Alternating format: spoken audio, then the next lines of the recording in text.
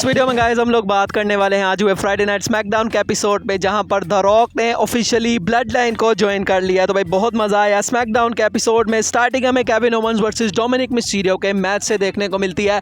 Elimination chamber के लिए qualification वाला मैच था, अच्छा मैच था। यहाँ पर भाई आर-ट्रूथ आ जाते हैं जो कि केविन ओवंस को मिस कह के बुला रहे थे। भाई वो काफी फनी सेगमेंट था और डोमिनिक यहाँ पर आर-ट्रूथ से चेयर भी मांगते हैं कि हाँ भाई तुम तो जजमेंट डे का हिस्सा हो, लेकिन भाई आर-ट्रूथ भूले नहीं है जो कुछ उनके साथ मंडे नाइट रॉ के ऊपर वो चेयर तो लाए, लेकिन वो चेयर के ऊपर खुद बैठ गए और इसका फायदा उठाते हुए पॉप अप पावर बॉम्ब लगा दिया डोमिनिक मिस्टीरियो को केविन ओवंस ने। और इस तरह से जो केविन ओवंस हैं वो क्वालिफाई कर चुके हैं एलिमिनेशन चैम्बर के लिए। तो भाई ये जो एलिमिनेशन चैम्बर है ये काफ़ी स्टैक्ड अप है, सारे टॉप के टॉप भाई सुपरस्टार्स हैं जो कि इस एलिमिनेशन चैम्बर मैच के अंदर कम्पीट करेंगे। उसके बाद दोस्तों में बैक से ऐसे ड्रू मैकिंटायर का सेगमेंट देखने को मिलता है, जहाँ पर भाई वो कह रहे हैं कि भाई मुझसे 4 साल पहले जो मोमेंट ले लिया गया था वो मैं दोबारा से जीऊँगा और मैं वर्ल्ड हैवीवेट चैंपियन बन जाऊँगा, मैं रेसलमेनिया को सेव करूँगा। लेकिन भाई यहाँ पर एलन नाइट आगे कहते हैं कि अच्छा तुमने पास्ट में किया होगा कुछ ओल्ड गाय, लेकिन भाई जब से मैं आया हूँ तब से तो तुम कुछ भी नहीं कर रहे, तुमने कोई भी ऐसा टाइटल नहीं है जो कि तुमने जीता हो। तुम सिर्फ भाई अपने आप को एक्सक्यूज़ ही पेश करते रहते हो कि तुमने ये नहीं किया, तुमने वो नहीं किया।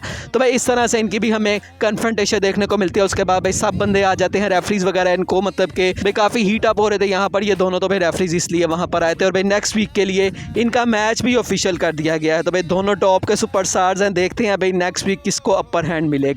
उसके बाद भाई यहाँ पर हमें दिखाया जाता है कि भाई रोमन रेंस एरिना के अंदर अराइव कर चुके हैं और जिमी ऊसो सोलो सिकोआ दोनों को भाई वो मिलते हैं और हग करते हैं। और इससे पहले ही हमें शो के स्टार्टिंग में भी दिखाया जाता है कि भाई द रॉक भी आते हैं, मतलब कि भाई ये दोनों अलग अलग आए थे, एक साथ नहीं आए थे, लेकिन भाई इन्होंने मेन इवेंट में तो एक साथ होना ही था। उसके बाद दोस्तों में जेलिना वेगा वर्सेस टिफनी स्ट्रैटन का मैच देखने को मिलता है। यहाँ पर मैंने आपको पहले भी बताया था भाई टिफनी स्ट्रैटन ईजिली इस मैच के अंदर विक्ट्री ले जाती है। उसके बाद भाई एजे स्टाइल्स बैक से काफ़ी उदास बैठे होते हैं और भाई ओसी उनके पास आती है और भाई वो पूछते हैं कि तुमने हमें मैसेज वगैरह नहीं किया। लेकिन भाई कार्ल एंडरसन काफ़ी गुस्से में होते हैं, वो कहता है लगता है एजे भूल गया है कि वो कहाँ से आया। और भाई एजे को इस बात के ऊपर काफ़ी गुस्सा आया, उन्होंने तमाचा मार दिया कार्ल एंडरसन के मुंह पर और कार्ल एंडरसन भी काफ़ी गुस्से में आ जाते हैं। लेकिन वो कहते हैं कि भाई तू है इसलिए मैं छोड़ रहा हूँ, कोई और होता तो भाई मैं उसका बैंड बजा देता। तो भाई इस तरह से इनके दरमियान भी जो टेंशन है वो दिखाई जा रही है। उसके बाद ये स्काई बैक से हमें देखने को मिलती हैं और भाई इन तीनों बंदियों ने अपना डैमेज कंट्रोल बना लिया। वो कहते हैं कि भाई बेली तुमने कुछ भी नहीं किया, हमने टाइटल जीते क्योंकि भाई हमारे अंदर इतनी काबिलियत थी, तूने क्या किया, तूने तो डैमेज कंट्रोल के अंदर कुछ भी नहीं किया। और इन्होंने अपनी नई डैमेज कंट्रोल बना ली और वो कहते हैं कि भाई no one is ready for damage control. उसके बाद दोस्तों हमें एओपी का भी आज डेब्यू मैच देखने को मिला। रिटर्न के बाद कोई लोकल सी टैग टीम थी, एनएक्सटी लिखा हुआ था, वैसे मुझे नहीं पता वो एनएक्सटी में कभी आए हैं या नहीं, लेकिन भाई 1 मिनट का ये मैच था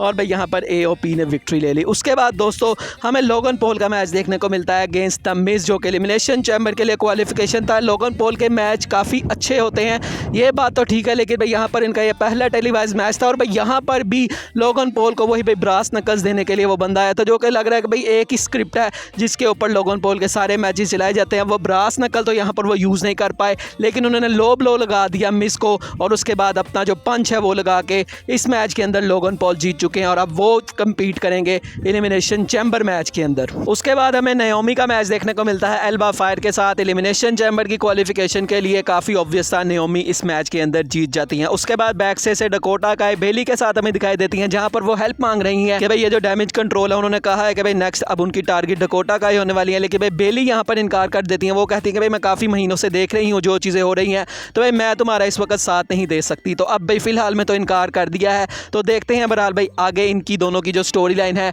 वो किस तरह से हमें दिखाई देती है। उसके बाद हमें निक एल्डर्स देखने को मिलते हैं, जो कि आगे कहते हैं कि भाई मैं काफ़ी साइनिंग्स हैं जो कि देख रहा हूँ, काफ़ी सुपरस्टार्स को बैक से आप लोग देख रहे होंगे, जो कि भाई इसी शो में पहले दिखाया भी जाता है कि भाई ब्रॉन ब्रेकर और जेड कार्गिल मौजूद होती हैं और दोनों को कॉन्ट्रैक्ट थमा रहे होते हैं। लेकिन अभी भाई जेड कार्गिल ने तो साइन नहीं किया, लेकिन जो ब्रॉन ब्रेकर है उन्होंने फ्राइडे नाइट स्मैकडाउन को ज्वाइन कर लिया और उसके बाद उनको बाहर बुलाया जाता है और नेक्स्ट वीक के लिए ऑफिशियल हो चुका है कि जो ब्रॉन ब्रेकर है वो अपना इन रिंग डेब्यू भी करेंगे स्मैकडाउन के एपिसोड में। तो भाई स्मैकडाउन में वो आ चुके हैं और गुंथर के साथ उनका मैच जिसके काफ़ी ज़्यादा टीजीज आ रहे थे, फिलहाल में उसकी कोई डायरेक्शन नज़र नहीं आ रही, क्योंकि भाई वो मंडे नाइट रॉ के ऊपर है गुंथर और ब्रॉन ब्रेकर ने फ्राइडे नाइट स्मैकडाउन के रोस्टर को ज्वाइन कर लिया है। लेकिन भाई उनकी बुकिंग काफ़ी अच्छी होगी, इसके अंदर कोई भी शक नहीं है। अब बात करते हैं दोस्तों शो के मेन इवेंट की, जहां पर सबसे पहले आते हैं the tribal chief undisputed WWE universal champion Roman Reigns, अपनी भाई वही लंबी चौड़ी सी एंट्रेंस करके वो रिंग के अंदर आते हैं और सबसे पहले वो एक्नॉलेज मी करवाते हैं। लेकिन भाई इस दफ़ा उन्होंने जो एक्नॉलेज मी है वो काफ़ी हल्का बोला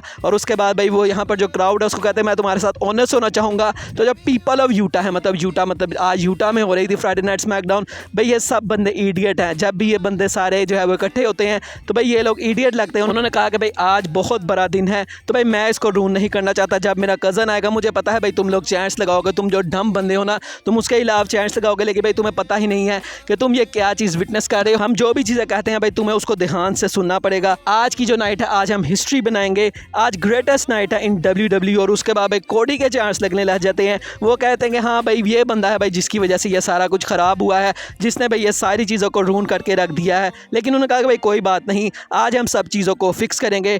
tonight is history, tonight is the night that we can say that the Rock is a member of Bloodline. ये उन्होंने कहा और उसके बाद वो मुस्कुराने लग गए। और तभी भाई थीम सॉन्ग प्ले होता है द रॉक का।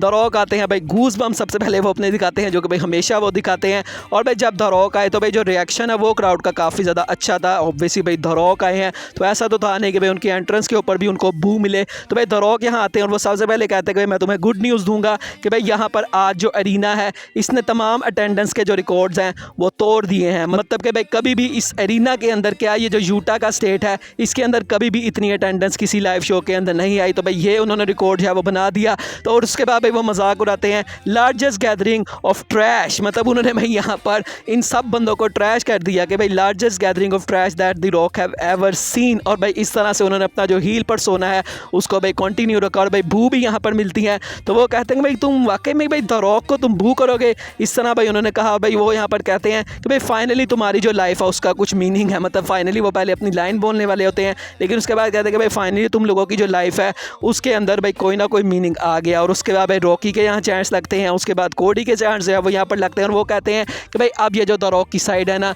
ये भाई काफ़ी देर से मेरे अंदर छुपी हुई थी, मैं इसको बाहर निकाल नहीं रहा था, लेकिन भाई तुम लोगों की वजह से मुझे ये जो साइड है भाई ये दोबारा से बाहर निकालनी पड़ेगी। और भाई वहाँ पर एक फ़ैन भी था जो कि कुछ बोलता है जो द रॉक है, भाई उनको भी शटअप कराते हैं। तो भाई द रॉक ने अपनी जो लाइन्स हैं उनको भाई जो है वो अच्छी तरह से काफ़ी यूज़ किया। उन्होंने कहा कि भाई आज तुम्हें ये जो मेरी साइड है ये देखने को मिलेगी कि भाई आज रोमन और रॉक एक साथ रिंग के अंदर हैं। और जो बिगेस्ट मेन इवेंट हो सकता था रेसलमेनिया की हिस्ट्री के अंदर, तुम लोग वो बंदे हो जिसकी वजह से तुमने वो चीज़ जो है वो रूइन कर दी। तुम्हारे हाथ में वो चीज़ थी, लेकिन भाई तुम्हें वो चीज़ चाहिए नहीं थी। तुमने इतने बड़े मैच को टॉयलेट के अंदर जो है वो भगा दिया। और उसके बाद वो कहते हैं कि अच्छा भाई अब मैं तुम लोगों से पूछता हूँ भाई ये कोडी की स्टोरी है क्या आखिर। भाई मेरे कज़न ने उसको ऑलरेडी बीट कर दिया था लास्ट ईयर, उसको मौका मिला था, लेकिन लास्ट ईयर भाई उसने क्या किया, वो हार गया वहाँ पर। अब भाई क्यों उसको दोबारा मौका चाहिए? भाई कौन सी अब वो स्टोरी जो है वो फिनिश करना चाहता है? भाई इस तरह से किसी भी स्पोर्ट्स इंटरटेनमेंट में नहीं होता, एक दफ़ा मौका मिलता है, कोडी ने वो मौका गवा दिया। तो अब भाई दोबारा क्यों उसको मौका दिया जा रहा है? सिर्फ इस वजह से कि वो मौका लेना चाहता है, जबकि भाई कोडी रॉयल रंबल मैच जीते थे।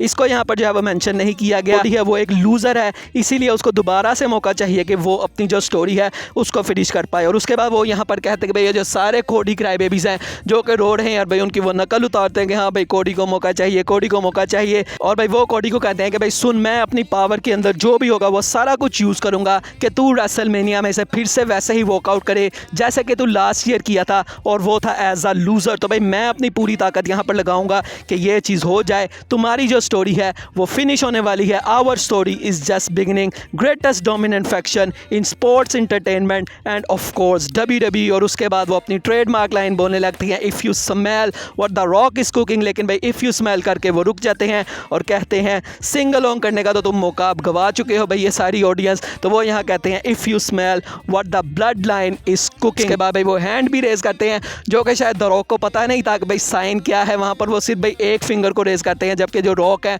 वो 2 फिंगर्स को रेज़ करते हैं। तो भाई अब पता नहीं है कोई लॉजिक बाद में WWE इसके पीछे लगाएगी कि द रॉक ने भाई एक्नॉलेज किया नहीं था, यहाँ वो ब्लड लाइन में आया नहीं था, इसीलिए उसने 2 फिंगर्स रेज़ की, एक नहीं की। ये मुझे नहीं पता, यहाँ द रॉक को पता नहीं था, लेकिन भाई उन्होंने अपनी 2 फिंगर्स रेज़ की। तो भाई इस तरह से जो द रॉक है वो ब्लड लाइन में आ चुके हैं। अब भाई सबसे पहली चीज़ जो भी ब्लड लाइन में आता है उसको रोमन को एक्नॉलेज भी करना पड़ता है। अब भाई वो चीज़ अभी नहीं हुई। तो पर आज भाई इनकी जब स्टोरी लाइन स्टार्ट होगी तो भाई वो भी एक हमें चीज़ दिखाई जाएगी कि हाँ भाई तू इतनी देर से ब्लड लाइन के अंदर है तो अब तुझे मुझे एक्नॉलेज भी करना पड़ेगा। तो भाई काफ़ी मज़ा आएगा। The rock Roman Reigns blood line में आ चुके हैं, अब कोडी साथ का इसके ऊपर क्या रिएक्शन होगा वो भी देखने में मज़ा आएगा। बाकी आज की वीडियो यही तक थी, अच्छी लगी हो तो लाइक कीजिएगा, चैनल को सब्सक्राइब कीजिएगा। मिलेंगे नेक्स्ट वीडियो में, तब तक के लिए अल्लाह हाफिज़।